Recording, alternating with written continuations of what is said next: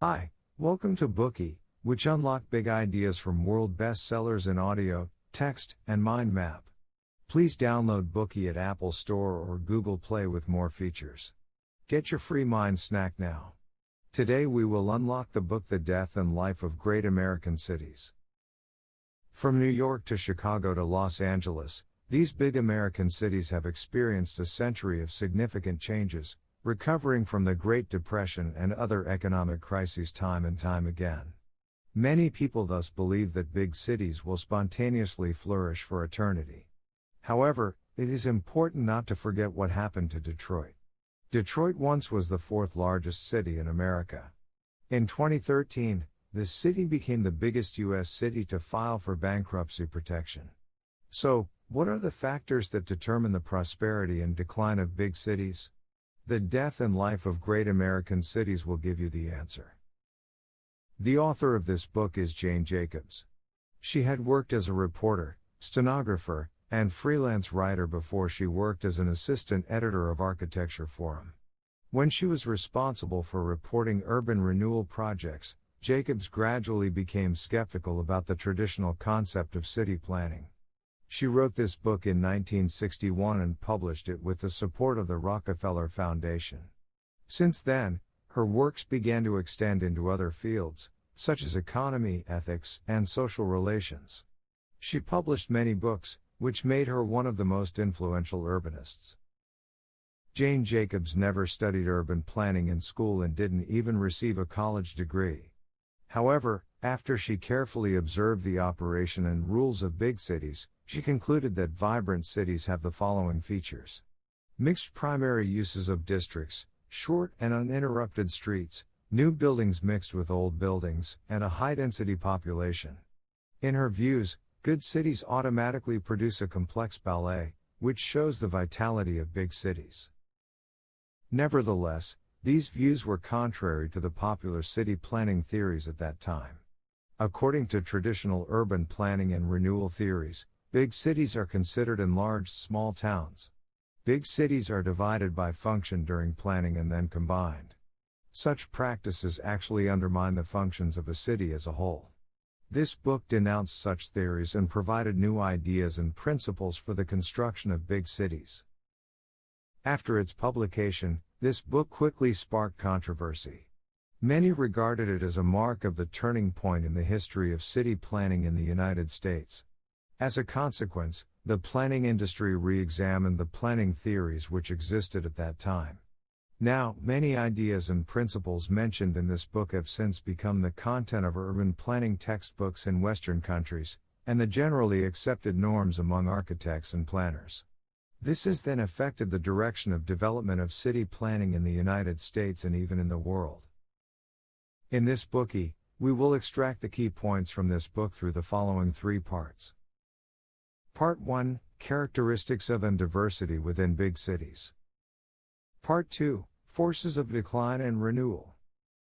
Part 3, Tactics to Revitalize Big Cities.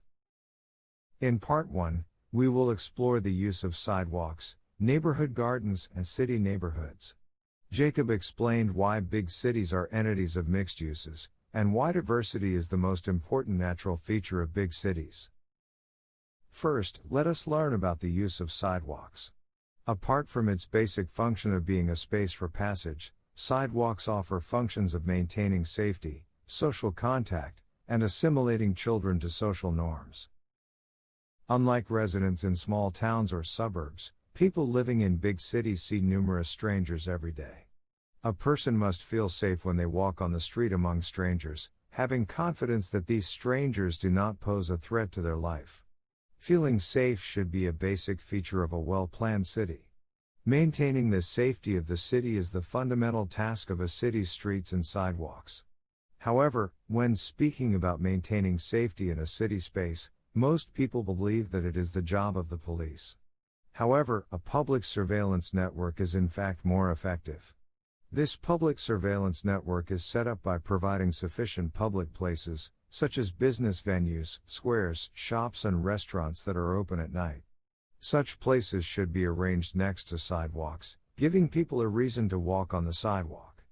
No matter if it is day or night, people come and go on the street. Residents thus also became watchers of the streets where they live and pass by on. If someone commits a crime on such a public street, they highly risk exposure. As a result, violence becomes less likely to occur on streets where shopkeepers and small business owners are strong supporters of peace and order. They are thus watchers of the street and guardians of the sidewalk. Once, Jacob saw a harrowing incident on the street. From her window, she saw a man trying to drag away a girl no older than 8 or 9 years old. The girl was resisting his pull. It looked as if the man was coaxing the girl while pretending that he was indifferent to her. Shopkeepers and residents nearby also noticed the scene. Soon the butcher, the locksmith, the fruit man, the laundry owner, and other people on the street came and surrounded the man, all wanting to save the little girl. Nevertheless, it turned out that the man was the girl's father. Regardless of the conclusion of the event, it proved that such a surveillance network is more effective than the police. Moreover, shops and small businesses alongside sidewalks offer another function, that is social contact. Even in big cities, people have a private sphere. You do not have to open the door to welcome guests if you are reluctant to do so. On the other hand, people want to associate with other people, especially those they do not know. Viewed from different perspectives, contact among people in the city is beneficial and interesting. Urban residents need a regular channel for public contact, and social contact on the sidewalk provides exactly such an opportunity. Based on mutual trust, there are plentiful trivial moments of public contact that happen on the sidewalk, for example, buying a newspaper, drinking a cup of coffee in a cafe, and bargaining with customers. To a certain extent, all these activities are a form of social contact. Shopkeepers have become a crucial part of social contact on the sidewalk, because they spread interesting information and provide supplementary services to urban residents. They even act as friendly matchmakers for residents who have similar hobbies. When it comes to social contact on the sidewalk, they are what Jacobs called public characters. The social channels provided by public characters are hard to find in rigidly planned communities. Though these communities have their own clubs, due to the lack of public life, residents have to build contacts through their own endeavor and try to find any activity through which they can interact with neighbors. Therefore, people need to make great efforts in order to establish points of social contact. Otherwise, effective social contact would not exist.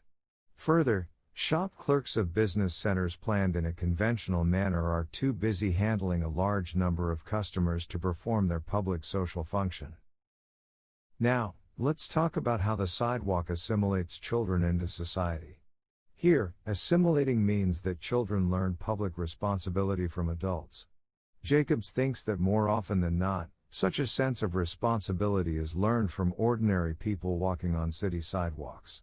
Adults tell people who lost their way the right direction, and tell a car owner where to park his car to avoid being fined. Children imitate and learn lessons from every move adults do. Some people thus shoulder public responsibility for children, even though they are neither their relatives nor family friends. In such a way, children learn from them how to shoulder public responsibility. In the book, Jacob speaks of her son, who is a beneficiary of social responsibility shouldered by others. One day, a locksmith warned him not to run onto the road. Through this interaction, her son learned a lesson about keeping safe and obeying the law. He also realized the responsibility his neighbor shouldered for him, though this neighbor has no ties with him whatsoever. After learning the use of the sidewalk, let us learn about the function of neighborhood parks. Neighborhood parks can harmoniously connect the diverse functions of the surrounding areas. During this process, neighborhood parks not only add to the diversity of a city, but also give something back to their surroundings, the surrounding environment. How big a role the park can play depends on how many people use it. Users of the park mainly come from adjacent buildings. Generally speaking, the more diverse the surrounding buildings are, the more users the park will have. In a single day, the park will welcome office workers, students, housewives, and wandering older people at different times, because their daily schedules are different. Only in this way can the neighborhood park be used to the greatest extent. Then, let us see the use of city neighborhoods. Jacobs thinks that city neighborhoods can be considered an organ of self-government. There are three types of functional neighborhoods, namely the city as a whole, city blocks, and districts of large cities. These three types of neighborhoods have different functions, but they supplement each other in a multifaceted way. The city as a whole is the source of public funds. It is also where administrative and policy decisions are made. The most useful asset of a city is its wholeness. It brings together all people with common interests. City blocks have functions, such as maintaining safety, social contact, and assimilating children. Apart from that, they play a crucial role in self-government. It must be able to effectively find help when it comes to problems it cannot solve on its own. As a matter of fact, the success of these blocks depends on how well they overlap and interweave with each other. It also depends on how they help each other overcome social difficulties. The city block is weak politically, and the city as a whole is much more powerful in this aspect. The main function of the district neighborhood is to coordinate the relationship between the two. The aforesaid is the description of uses of sidewalks, neighborhood parks, and city neighborhoods. From these descriptions, we can see that a city is comprised of different parts. Each part displays infinite diversity. Therefore, diversity is natural to big cities. Meanwhile, the uses of each part is intertwined with each other and does not function individually. However, in the past, city planners would analyze the uses of a city part separately and subsequently tie them together. They would never consider how the uses of different parts of a city interact with each other. Such a planning method led to many cases of failure. While wasting resources and money, it brings hidden dangers leading to the decay of a city. Therefore, Jacobs proposed that in order to generate a rich diversity in a city and effectively allocate resources, the following four conditions should be satisfied. First, a district should have mixed primary uses to maintain a sufficient flow of people coming and leaving the district. Second, most street blocks should be short. Third, a district should have various kinds of buildings. Such buildings vary in type, use, condition, and age. They must mingle together fairly evenly. At last, the population should be sufficiently dense, whether they are residents or visitors. Diversity can be generated in a city only when the aforementioned four conditions are combined. Though different districts possess different characteristics and forms of diversity, the absence of any of these conditions will hinder the potential of a district. Let us now look deeper at the four conditions. The first is the need for mixed primary uses. Usually, people use the streets at different times. So the primary use of the street should be diverse. People are attracted to a particular place because of its primary use, such as office buildings, a plant, and residential buildings. However, the primary use can only create a flow of people during a certain time frame. For example, people are concentrated in office areas when they go to work, have lunch, and get off work, while people using recreational facilities show up at night and weekends. If a space has office buildings and recreational facilities as well, people will come there during the daytime, nighttime, business days, and weekends. The downtown tip of Manhattan, New York, is an example of the opposite. This district also includes Wall Street. Though around 400,000 people work there, its restaurant and retail industry used to be underdeveloped. Customers visited these shops for only 2 or 3 hours a day, which is about 10 or 15 hours a week. After business hours and on weekends, the district was similar to a ghost town. Jacobs thought that scenic spots, cinemas, and opera houses should be established to change such a situation. Judging from what we see today, this suggestion was very wise and useful. Nowadays, Manhattan is a large tourist attraction and is truly a city that never sleeps. Next, let us see the second condition, that is the need for small blocks. Long streets separate pedestrians from business owners, whereas short streets allow pedestrians to easily turn corners. Short streets not only provide convenience and freedom to pedestrians, but also might help increase the number of shops. If a street is too long, an extra street can be built to cut across it. Thus, the long street will become less dull. For example, in New York, the Rockefeller Center is a landmark building. It occupies 3 long east-west blocks between 5th and 6th Avenue. However, a new north-south street was built inside Rockefeller Center.